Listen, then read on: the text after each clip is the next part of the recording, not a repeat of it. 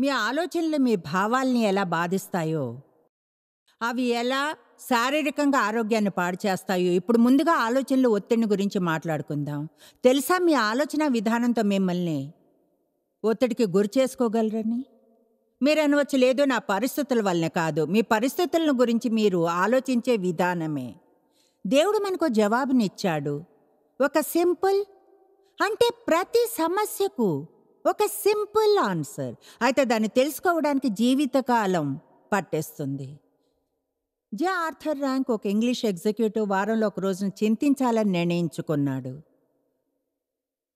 బుధవారాలను ఎంచుకున్నాడు.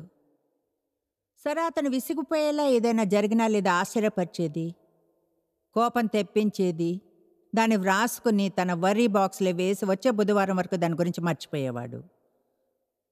బుధవారం నాడు జరిగే ఆసక్తికరమైన విషయం ఏమిటంటే, వరీ బాక్స్ని తెరిచినప్పుడు గత 6 రోజులుగా అతన్ని బాగా డిస్టర్బ్ చేసిన విషయాలన్నీ అప్పటికే సెటిల్ అయిపోయాయని, వాటిని గురించి చింతించి ఉంటే వ్యర్థమే అయ్యుండేదని.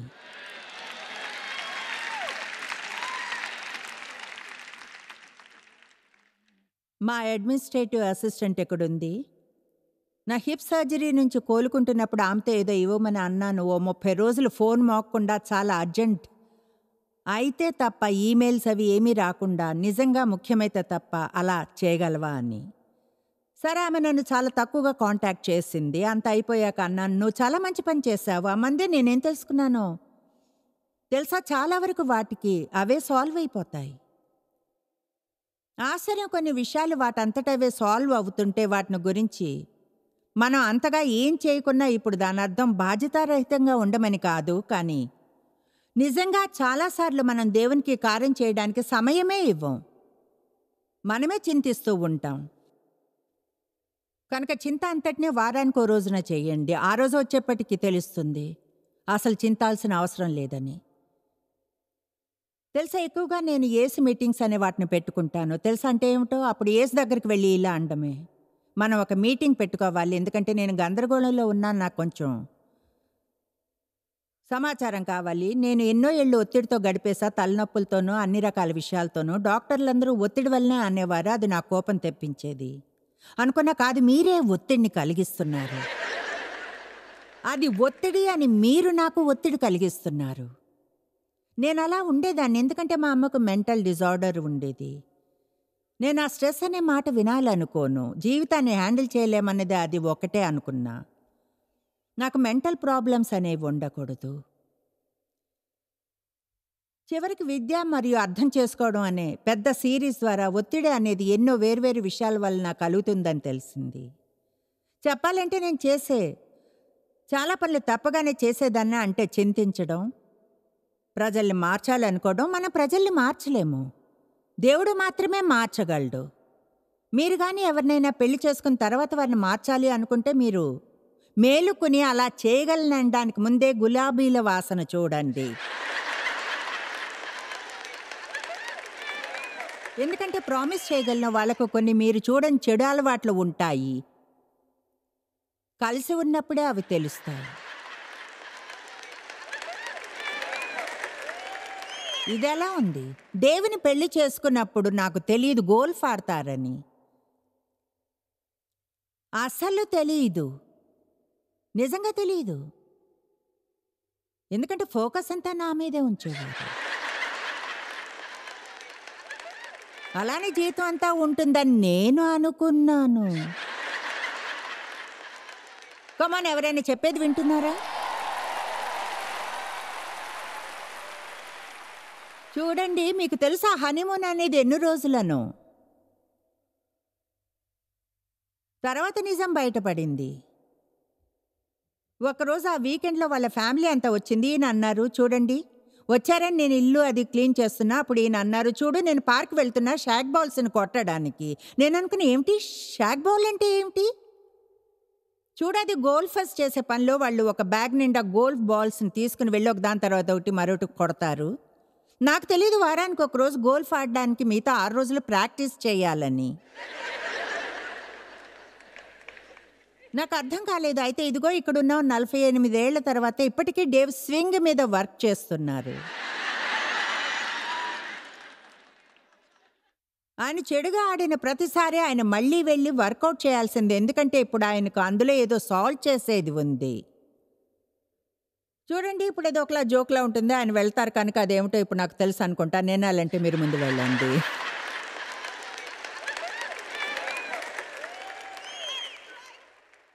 సరే, నేను నా జీసస్ మీటింగ్స్‌కి వచ్చి కొన్ని సమస్యలు అసలు ఎలాంటివన్నా నిజాన్ని తెలుసుకోగలిగాను. కమాన్, నన్ను చూడండి. కొంతమంది ఎప్పుడూ చెడుగా ఫీల్ అయ్యేవారు. నేను డాక్టర్ల దగ్గరికెళ్తాను. అవసరమైనప్పుడు వెళ్తాను. నేను మందులు వేసుకుంటాను. అయితే చాలా విషయాలకు మందులు లేవని తెలుసుకున్నాను. చెడు వైఖరికి మీరు మందులేసుకోలేరు. కమాన్. మీకు మందులు ఉండవు. మీ పగ, ద్వేషం, కోపం, అసూయ, ఆగ్రహాలకు వాటిని దేవుడు మాత్రమే కేర్ తీసుకోగలడు.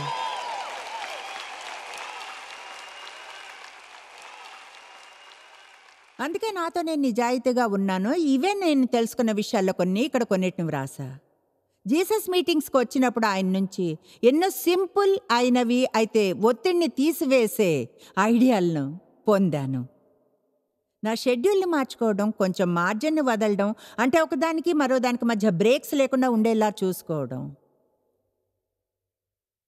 మీకు అది నచ్చలేదా?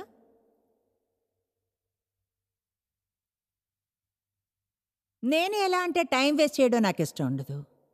కనుక దీనికోసం 45 నిమిషాలు ఇస్తా, దానికి 30 నిమిషాలు. మా అసిస్టెంట్ చెప్తుంది అదెలా అంటే, సరే ఇప్పుడు ఈ పని ఉంది, అదెలా అంటే ఓకే సరే, నా హెయిర్ స్టైల్ చేయించుకున్న తర్వాత ఫలానా అపాయింట్మెంట్కి ఫలానా చోటుకు వెళ్ళాలి, త్వరగాను వెళ్ళాలి అనుకోను, అలాగే లేట్గాను. తెలుసా, ఆమె ఈ అపాయింట్మెంట్లన్నీ ఎంతో బెస్ట్గా చేయడానికి ట్రై చేస్తుంది. అప్పుడు నాకు అన్నీ సరిగ్గా జరుగుతాయి. నేను తెలుసుకున్నాను తర్వాత అపాయింట్మెంట్ కొరకు 10 నిమిషాలు కారులో కూర్చుని ఊపిరి తీసుకుంటే చచ్చిపోనని. కొన్నిసార్లు చెప్పాలంటే అది మంచిదే. ఈ యేసు దగ్గర మీటింగ్స్కి రావడంతో నేర్చుకున్న మరొక విషయం, నేను ఆనందించే విషయాలకు టైం తీసుకోవడం. పని గురించి అతిగా ఆలోచించే కంటే, ఎందుకంటే ఎంతసేపు పని చేసినా సరే అప్పటికి చేయవలసిన మరో ప్రాజెక్ట్ ఉంటూనే ఉంటుంది. ఇంకో విషయం, ప్లాన్ వేసుకోవడం. అయితే ఆ ప్లాన్ మంచి కారణానికి ఆగిపోతే అప్సెట్ అవ్వకూడదని. ప్రవాహంతో వెళ్ళండి. తినే వాటి విషయంలో మంచి ఎంపికల్ని చేసుకోవడం. నేను తినే వాటి విషయంలో మంచి ఎంపికలు. ఏం తింటానన్న విషయంలో మంచి ఎంపికలు చేసుకుని నా శరీరంలోనికి ఎటువంటి ఫ్యూయల్ని వేస్తానన్నది. ఎందుకంటే అదే నిర్ణయిస్తుంది అదెంత బాగా పనిచేస్తుంది అన్నది. మీరు potato chips, candy, soda pop, కెఫాన్ల మీద జీవిస్తూ శక్తి ఉంటుందని బాగా ఫీల్ అవుతారని అనుకోకండి. క్షమించండి, అయితే అది పనిచేయదు. వీలైనంత ఎక్కువగా మంచినీరు త్రాగండి. ఎంతమంది కావలసినంత నీళ్లు తాగరు? ఎందుకని? నాకు నీళ్ళు ఇష్టం లేదు తెలుసా. దేవునికి అది ఎంతో ఇష్టం. ఆయన త్రాగడానికి మనకిచ్చింది అదొక్కటే. మనం చేసేదంతా దాని నిండా కెమికల్స్ నింపి పాడు చేస్తున్నాం. నేను క్రమంగా బెడ్ టైం అంటే రాత్రుళ్ళు 8 గంటలు, ఇప్పుడు కొన్నిసార్లు 9 గంటలు నిద్రపోవడం తెలుసుకున్నా. అందరినీ అన్ని వేళలా సంతోష పెట్టాలని అనుకోకండి. అవసరమైనప్పుడు కాదే అని అంటాను. ఒక మీలో ఎంతమంది జంక్ ఫుడ్ని ఎక్కువగా తింటారు? కావలసినన్ని నీళ్లు తాగరు, కావలసినంత నిద్రపోరు. ఓకే, అప్పుడు మీరెందుకు అలసిపోయినారో వివరించడానికి కష్టపడక్కర్లేదు.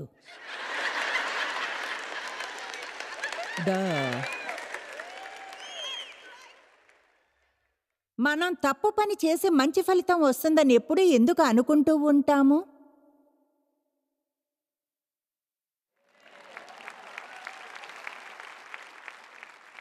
చూడండి, విషయం ఇదే. ఎప్పుడు మీరు తీపి తినకూడదనేం కాదు, లేదా ఇష్టమైందో కానీ వాటి మీదే జీవించలేరు. ఏదైతే నేను హెల్త్ మెసేజ్ చెప్పను, కానీ మనం వేరే కొన్ని విషయాలను చూద్దాం. ఈనాడు ప్రజలు తమ బరువును గురించి వరి అవుతున్నారు, వాళ్ళ బాడీ షేప్ను గురించి. మనకంతా సన్నగా కావాలి. చెప్పాలంటే ఇప్పుడు దొరికే ఐఫోన్ కూడా వీలైనంత సన్నగా ఉండాలి. మన ఫోన్ స్కిన్నీగా ఉండాలి, మన ఐప్యాడ్ స్కిన్నీగా ఉండాలి. ఎంత సన్నగా ఉంటే అంతగా నచ్చుతుంది. మీ సంగతి నాకు తెలీదు, కానీ హవ్వ పుల్లల గూడుగా ఉండి వాటి మీద చర్మం పరిచి ఉన్నట్లు ఉండేది కాదనుకుంటాను. ఆమె ఎముకల మీద కొంచెం మాంసం, కొన్ని కర్వ్స్ ఉండేవి. చూడండి, ఆదాంకి పురుషుడే తెలుసు. బహుశా హవ్వను చూసినప్పుడు ఇలా అన్నాడు, ఓ మ్యాన్.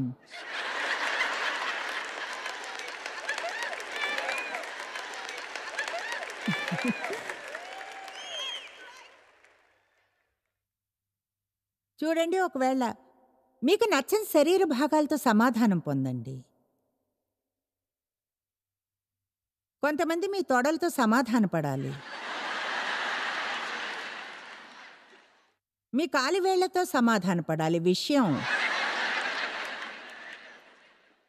ఏమిటంటే, మీకు మీ కాళ్ళు నచ్చుకుంటే షార్ట్స్ వేసుకోకండి. అదేం కష్టం కాదు. మీ వేళ్ళు నచ్చకపోతే శాండిల్స్ వేసుకోకండి. నా పాదాలు క్యూట్గా ఉంటాయి, అంటే నిజంగా చాలా క్యూట్గా ఉంటాయి. వాటి వేళ్ళు చిన్నగా, వాటి గోర్లు బాగుంటాయి. ఎప్పుడు నెయిల్ పాలిష్ వేసుకుంటాను కనుక చూపిస్తుంటాను. చూడండి, మీకు మీ తొడలు నచ్చుకుంటే వాటిని దాచండి.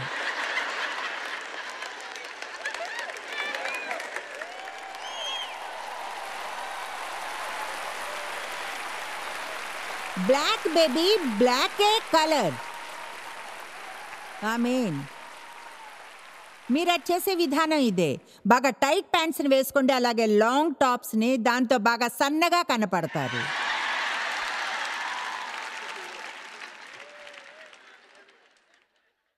పెరిగే వయసుని ఎవ్వరూ ఆపలేరు. చివరికి నా బుక్స్ కవర్స్ మీద చెప్పాను ఏమనంటే, ఓకే గైజ్, మీరు దేన్నైనా ఎయిర్ బ్రష్ చేసేయగలరు. అయితే త్వరలోనే వాళ్ళంతా నా వయసు ఎంత అంటే నమ్మరు, నాకొక్క ముడత లేదు. అందుకే బహుశా మనం ఈ ఎయిర్ బ్రషింగ్కి కొంచెం వెనక్కి తగ్గి బుక్ కవర్స్ మీద కొంచెం వయసు ఉన్నట్లు కనిపించనివ్వండి. మా అబ్బాయి క్రిస్మస్కి ఒక సైన్ తెచ్చిచ్చాడు. దేవా ప్లీజ్, స్పా చేయలేని దాన్ని నేను అంగీకరించడానికి హెల్ప్ చేయి.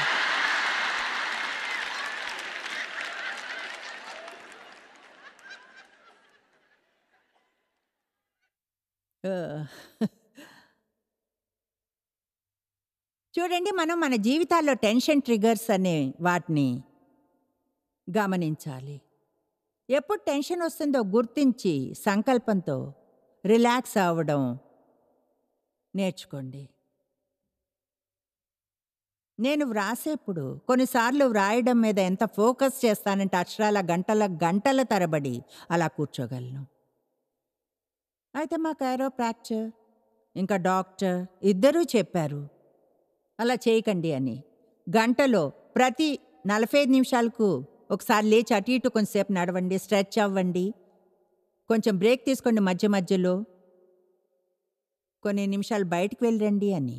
నేను అది ఫీల్ అవుతాను. అలా చేయకుంటే నిజంగా నేను అక్కడ కూర్చుని అందులో ఎంతగా మునిగిపోతానంటే వీపు నొప్పి పుడుతుంది, మెడ, అలాగే తలనొప్పి వస్తుంది. అయితే నేను లేవను, వదిలిపెట్టి వెళ్ళను. ఏం మాట్లాడుతున్నానో తెలుసా?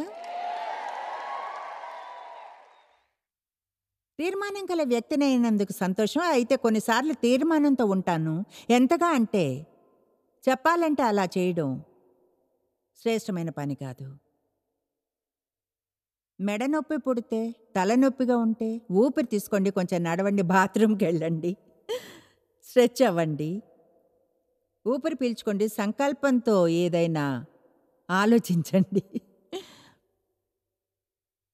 మా అసిస్టెంట్ చెప్తుంది, ఇన్నేళ్ల తర్వాత నాకు వాక్యం తెలిసినంతగా ఆ మంది ప్రతి ఉదయం నేను లేచినప్పుడు ఈ ఆలోచన వింటాను, ఎంతో అలసిపోయున్నావు. ఆ మంది ఇంతకంటే తెలియకపోతే నా నోటి నుంచి తర్వాత వచ్చే మాటలు ఎంతో అలసిపోయున్నాను. ఆ మంది నేను నా వాచ్ని చూసి లెక్క పెడతాను, 8 గంటలు నిద్రపోయాను, అలసిపోవడానికి కారణమూ లేదు.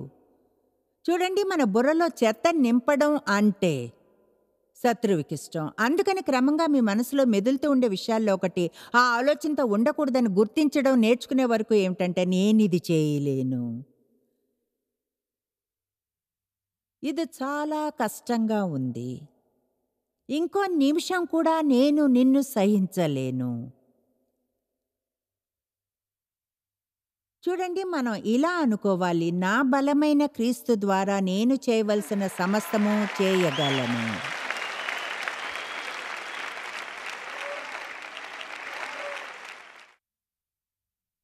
చూడండి, మీ శక్తిని పీల్చివేసే మరొక విషయం ఎప్పుడు తప్పు విషయాల గురించి ఆలోచించడమే. గతంలోని మంచి విషయాల గురించి ఆలోచించడం మంచిది అయితే, గతంలోని చెడు విషయాల గురించి ఆలోచించడం మంచిది కాదు. తెలుసా, నేను కావాలనుకుంటే నిజం చెప్తున్నాను, నేను ఇది చేయగలను, అక్కడికి నేను వెళ్ళనివ్వను. నేను ఎక్కడికైనా వెళ్ళి ఓ 10 నిమిషాలు కూర్చుని మానసికంగా సేద తీర్చుకోగలను. ఇంకో విషయం, మీరు మెంటల్గా విషయాలను తేల్చుకోవచ్చు.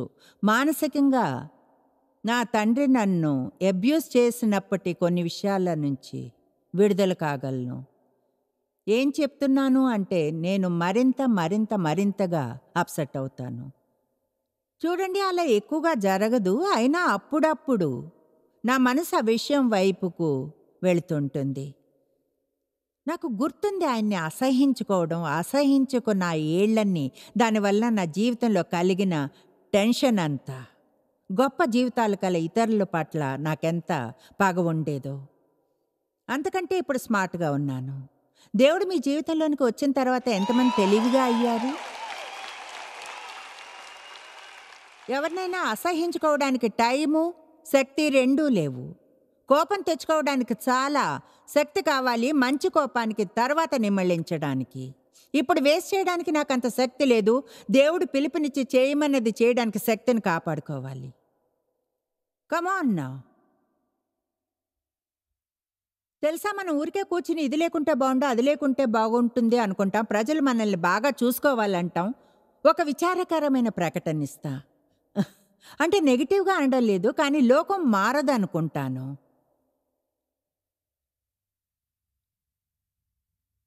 అది ఇంకా హీనంగా అవుతుంది. ఎందుకంటే మనం నిజంగా యేసు తిరిగి వస్తున్నాడని నమ్మితే, మనం చేయవలసింది గ్రంథం ముగింపుని చదివి ఆయన వచ్చినప్పుడు ఏం జరుగుతుందన్నదే. ఆమేన్. ప్రయత్నించే మన భాగాన్ని చేయకుండా తప్పుని ఫిక్స్ చేయకూడదని నేను అనడం లేదు. మనం చేయవలసింది చేసినప్పుడు రక్షింపబడతాం. అయితే దాని గురించి చింతించనక్కర్లేదు.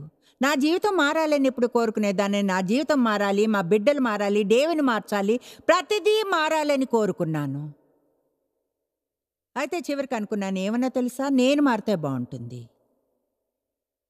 కమాన్, ఎన్నడైనా మీరు విన్న బెస్ట్ సందేశాల్లో ఇది ఒకటి. జీవితం పట్ల నా విధానాన్ని మార్చుకోవాలని డిసైడ్ చేసుకున్నా.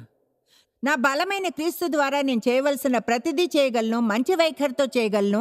ఎందుకంటే క్రీస్తు సజీవుడు నాలో నివసిస్తున్నాడు.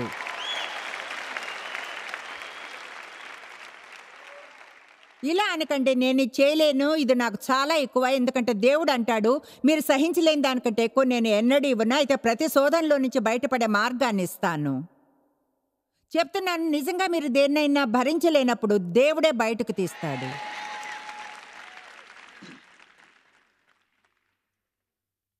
ఫిలిప్పీ 3:12-14 వరకు ఈ వచనాలను జాగ్రత్తగా చూద్దాం. ఇప్పుడు పౌలు ఆత్మిక పరిణతి గురించి మాట్లాడుతున్నాడు. క్రీస్తులో పరిపూర్ణంగా అయ్యే క్రమంలో మీ సంగతి నాకు తెలీదు, కానీ దేవుడు నన్ను ఏం కావాలంటాడో అదంతా అవ్వాలనుంది. అంటే ఒక రోజు ఉంటే బాగుంటుంది, ఆ రోజంతా మంచిగా ఉన్న రోజు. ఎంతమంది అలాంటి రోజును కోరుకుంటారు? ఏది అసహ్యమైంది ఆలోచించకుండా, చెడు వైఖరి అనేది లేకుండా, కోపం రాకుండా ఉన్న రోజుని. ఈరోజు మీరున్నట్లుగా అవన్నీ కలిసి వచ్చాయి. ఇదొక పర్ఫెక్ట్ రోజు. మనం అలాంటి రోజును కోరుకోమా? బహుశా అదే మన కోరిక అయి ఉండాలి. అయితే మనం కృంగిపోయి నిరాశ పడిపోకూడదు ఆ విధంగా రోజుగాని లేకుంటే. కమాన్ నా. నేను కానీ రోజు మంచిగా ఉండగలిగితే నాకు ఏసు అవసరం లేదు, అలాగే మీకు. కనుక పౌలు అన్నాడు, నేను దేని నిమిత్తము క్రీస్తు మెస్సయ్య చేత పట్టుబడుతును దాన్ని పట్టుకొనవలనని పరిగెత్తుచున్నాను. ఇదివరకే నేను గెలిచితినని ఆయన్ను, ఇదివరకే సంపూర్ణ సిద్ధి పొందితినని ఆయనను నేను అనుకొనుట లేదు, కానీ ఈ అనుకొనడం అనేది మనసు యొక్క క్రమం. సహోదరులారా, నేను ఇదివరకే పట్టుకొని ఉన్నానని తలంచుకొనను, అయితే ఒకటి చేయుచున్నాను. ఎంతమంది అది చూస్తున్నారు? అయితే ఒకటి చేయుచున్నాను. ఇది నిజంగా ముఖ్యమైంది. పౌలు అంటున్నాడు ఏమనంటే, అయితే ఒకటి చేయుచున్నాను, వెనుక ఉన్నవి మరచి ముందున్న వాటి కొరకై వేగిరపడుచు క్రీస్తు యేసునందు దేవుని ఉన్నతమైన పిలుపునకు కలుగు బహుమానమును పొందవలెనని గురి వద్దకే పరిగెత్తుచున్నాను. పౌలుకు తెలిసింది నిజంగా ఇదే. పౌలుకి తెలుసు, తన తప్పులను గురించి ఆలోచిస్తూ ఉంటే, నిన్నటి తన తప్పులను గురించి ఈరోజు ఆలోచిస్తూ గడిపేస్తుంటే, చెప్పాలంటే అది నిన్న చేసిన దానికంటే ఈరోజు బాగా చేయగలనన్న దాన్ని అడ్డుకుంటుందని. ఎందుకో తెలుసా? ఎందుకంటే నేరాభావం, దోషారోపణ బలహీనపరుస్తాయి, మన శక్తిని దొంగిలిస్తాయి. మంచిది, నా ఎడం వైపున ఉన్న ఒకరికి అది అర్థమైంది. ఇప్పుడు జాయిస్ మేయర్ చెప్పిందిలా, మీ జీవితం ముందుకు వెళ్ళదు, మీ మనసు వెనక్కి వెళుతుంటే. ఆమె అది ఫేస్బుక్ పోస్ట్ అవుతుంది. మీరు గతంలో పాపాలు చేసిన, మనం గతంలో హీనమైన పాపాలను చేసిన, దేవుడు ఈరోజు ఇలా అంటున్నాడు, మీకు సహాయం చేస్తాను, మీకోసం మంచి జీవితం ప్లాన్ చేసి ఉంచాను. చెప్పింది విన్నారా?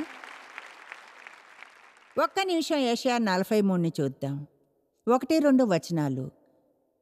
ఇవెంతో బాగుంటాయి, ఎంతో బాగుంటాయి. గుర్తుంచుకోండి, గతంలో పాపాలు చేసిన ఇప్పుడు ఇలా మొదలవుతుంది. అయితే యాకోబు, నిన్ను సృజించిన వాడగు యెహోవా, ఇశ్రాయేలు నిన్ను నిర్మించిన వాడు ఇలాగ సెలవిచ్చుచున్నాడు, నేను నిన్ను విమోచించి ఉన్నాను, భయపడకుము.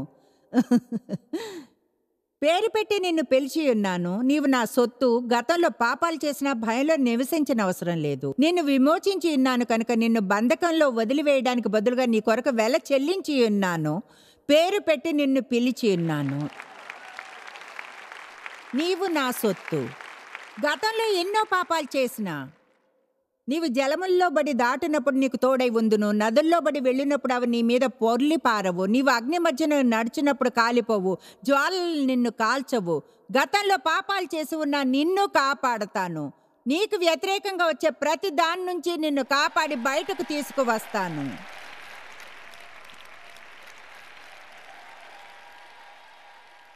అంటే ఇది ఒక క్రైస్తవునిగా ఎక్కడికి వెళ్ళినా మంచి డీల్ అన్నమాట. ఇది ఎలా అంటే ఎంతో అద్భుతమైన విషయం.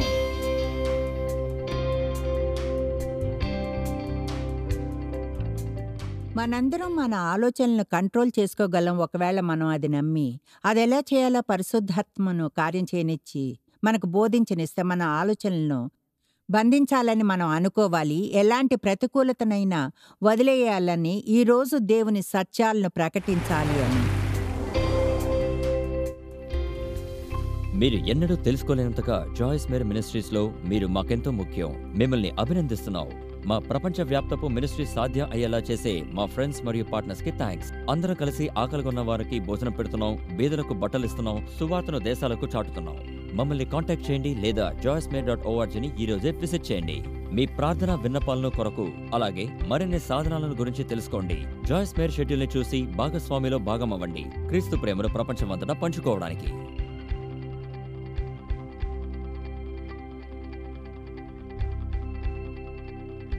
ఈ program Joyce Meyer ministries partners మరియు ఫ్రెండ్స్ ద్వారా స్పాన్సర్ చేయబడింది.